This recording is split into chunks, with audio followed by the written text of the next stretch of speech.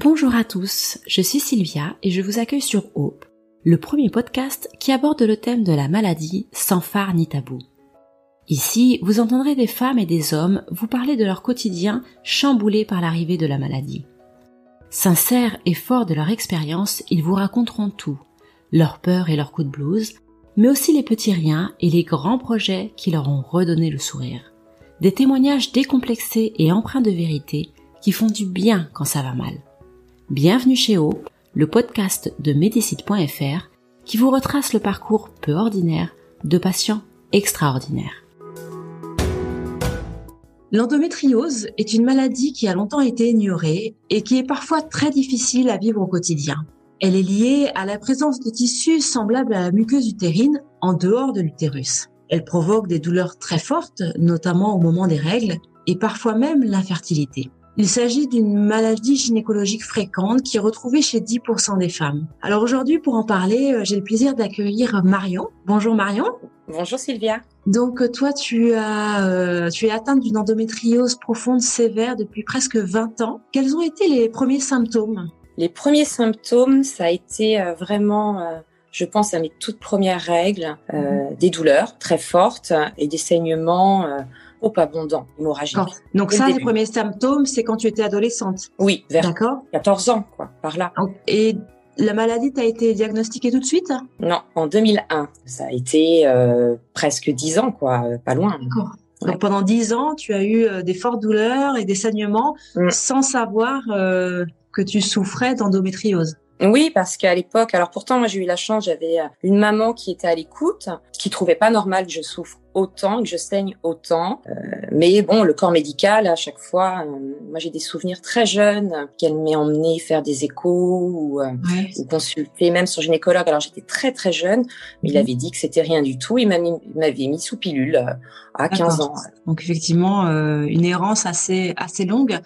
Et du coup, au final, comment est-ce que la maladie a pu être enfin diagnostiquée ? En fait, vers la vingtaine, j'ai eu, l'endométriose a dû, j'imagine, évoluer. Et vers la vingtaine, j'ai eu des atteintes ovariennes. Donc, ça a engendré de nouvelles douleurs. Et là, on m'a envoyé faire une écho. Il a vu quelque chose à l'imagerie, en fait, le radiologue. Okay. C'est à partir de là qu'on a cherché. On a vu qu'il y avait quelque chose. Il ne savait pas dire ce que c'était. Mais c'était pas normal. Donc, à partir de là, il y a eu la recherche du bon médecin pour trouver ce que c'était. Parce qu'au début, on a cru que c'était un cancer. Bah oui, parce qu'on voit des masses, on sait pas ce que c'est. En 2001, j'ai enfin rencontré le bon gynécologue qui a prononcé le mot endométriose. Qu'est-ce que tu as ressenti à ce moment-là ? Parce que j'imagine que, comme on l'a vu, il y a eu pas mal d'années où tu souffrais sans avoir une vraie explication. Quel a été ton sentiment quand on a enfin posé le diagnostic ? Mon sentiment, il a été un peu mitigé parce que je ne savais pas ce que c'était.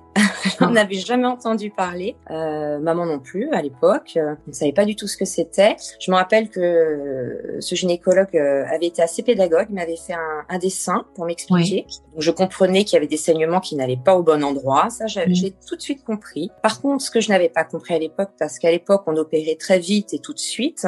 D'accord.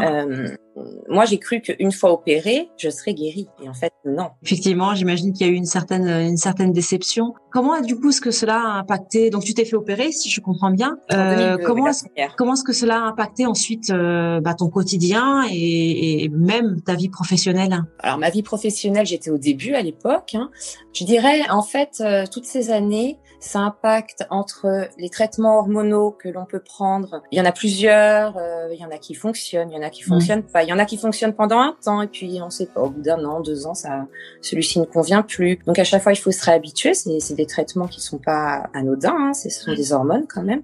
Les interventions, moi j'en ai eu 4. C'est pareil, ce n'est pas anodin, c'est à chaque fois des arrêts maladie, des examens avant, des examens après, des traitements après. Donc on fait avec, on fait avec. Mais c'est sûr, on peut pas dire qu'il n'y a pas d'impact. Il y a un impact, c'est sûr. Est-ce que les gens qui t'entouraient arrivaient à comprendre ce que tu vivais ? Mon entourage proche, oui. Là-dessus, j'ai toujours eu beaucoup de chance. Mon entourage proche a toujours été très bienveillant, très à l'écoute, compréhensif. En même temps, je me suis jamais positionnée en victime. Moi, j'ai été diagnostiquée très jeune, tout au début de la vingtaine. J'ai continué à voyager, j'ai continué à sortir. Bon, parfois j'avais mal, c'est pas grave, c'était le soutien, mais j'ai jamais mis ma vie jeune, en tout cas, en pause. J'ai toujours refusé. Donc peut-être que là-dessus, du coup, j'ai eu le soutien qui allait avec. Après, l'entourage moins proche, type les collègues de boulot, etc. Non, parce que déjà, je m'étendais pas. C'est pas des maladies dont on parle beaucoup. Il y a toujours une réserve. Donc là, plus une incompréhension au niveau professionnel. D'accord. Pourquoi elle est encore absente? Ah bon, elle se fait encore opérer? Pourquoi? Ouais, donc j'imagine que ça doit être quand même assez difficile. Ça fait partie des défis que tu as rencontrés.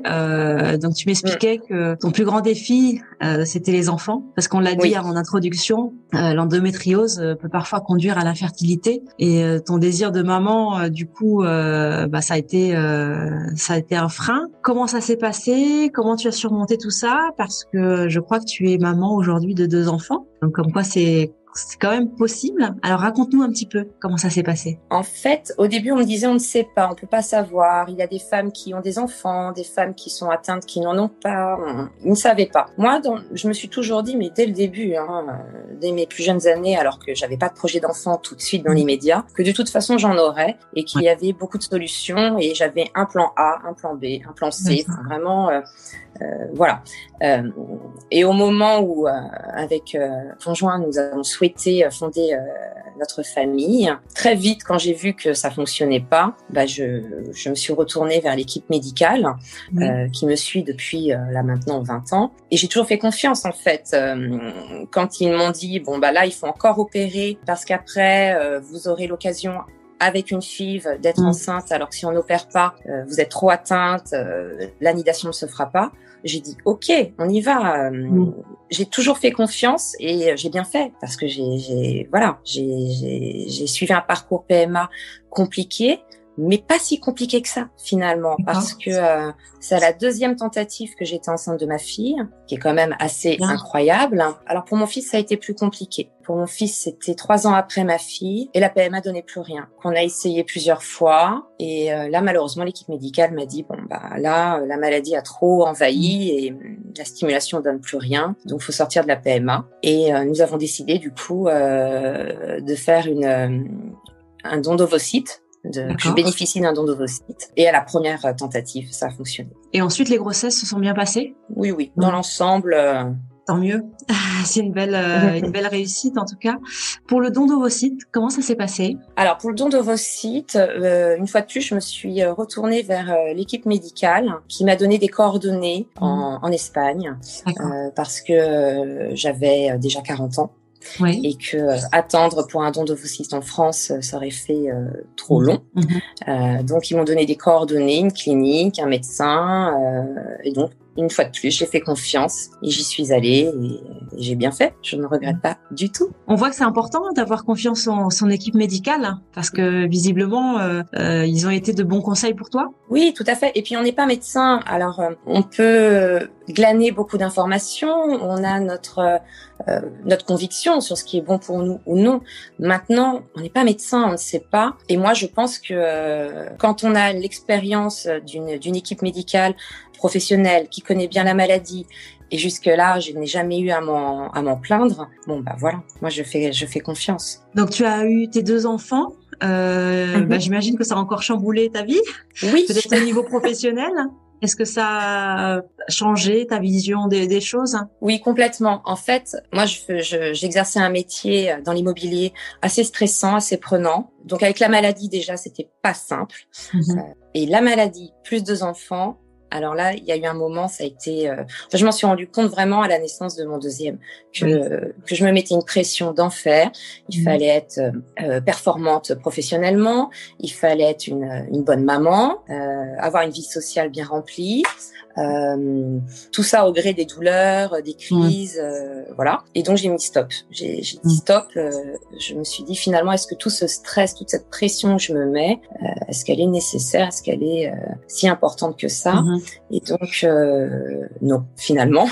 Donc voilà, j'ai arrêté ma profession et je suis actuellement en reconversion. Et en attendant cette période dans cette période de reconversion, j'ai décidé également de m'engager dans une association et donc évidemment, j'ai choisi l'association Endo-France de soutenir et d'accompagner toutes les femmes qui peuvent vivre les mêmes choses que moi. Au niveau de tes douleurs, comment ça se passe? Est-ce qu'elles sont régulières? Alors, en introduction, j'expliquais que ça arrive souvent au moment des règles. Est-ce que c'est ton cas? Est-ce que ça vient n'importe quand? Comment ça se passe? Les douleurs sont quand même assez... c'est une maladie chronique, finalement, l'endométriose. Donc, elles sont assez régulières au gré des cycles. Néanmoins, il peut y avoir des gènes à tout autre moment. Moi, j'ai été beaucoup opérée. Du coup, aujourd'hui, il m'est difficile d'identifier quelles sont mes douleurs dues à l'endométriose réelle et les douleurs, on va dire, des séquelles opératoires, ce que les médecins appellent les adhérences cicatricielles. C'est difficile. Je sais où j'ai mal, bien sûr, mais aujourd'hui, j'ai du mal à faire la différence, entre l'endométriose encore et les suites opératoires, j'ai envie de dire. Pas évident. Et aujourd'hui, comment tu vas? Bon, écoute, moi, je vais bien. Je vais assez bien. Je suis positive, je m'épanouis dans ce que je fais. C'est un travail qui n'est pas aisé. On libère la parole sur l'endométriose, c'est très très bien et nécessaire, mais on se rend compte qu'on a toutes du mal à le faire parce que ça touche quelque chose de très intime, de très personnel, qui a longtemps été tabou. Mais je trouve ça bien et je suis heureuse d'y participer. Du coup, j'imagine que c'est un des messages que vous essayez de véhiculer via l'association qui est Endo-France, c'est ça? Endo-France, oui, tout à fait. Oui, on essaye de véhiculer ça, de pas rester isolé. Moi-même, rien que d'intégrer l'association, de rencontrer mon équipe en Île-de-France, de pouvoir échanger, de me rendre compte que y a pas que moi, que alors on a toutes des atteintes différentes et donc des douleurs différentes, mais on est toutes dans la même souffrance et on a toutes vécu la même errance médicale. À entendre qu'on était chochotte, que c'est normal d'avoir mal, on connaît les histoires, c'est toutes les mêmes.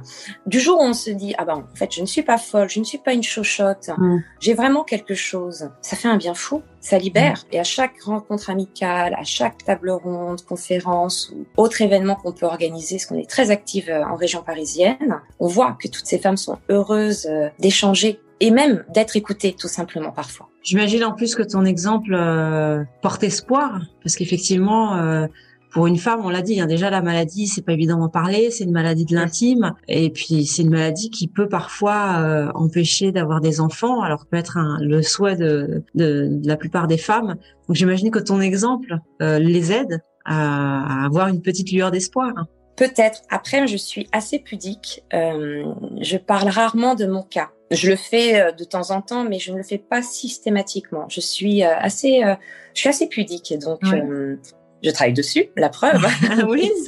Je réponds à ton interview. Non, quand il faut donner de l'espoir, je sais raconter mon histoire, évidemment, et je souhaite que toutes parviennent à leur but, évidemment. Ils ont quel âge tes enfants aujourd'hui?